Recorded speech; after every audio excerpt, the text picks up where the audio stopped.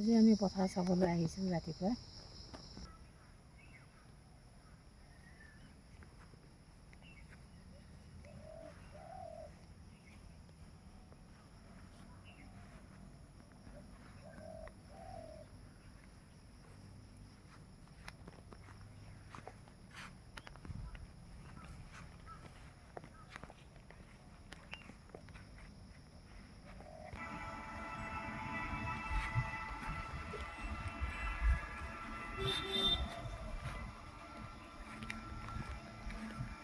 আজি মোৰ মাৰ জন্মদিন, কিন্তু মোৰ মা এই পৃথিৱীত নাই।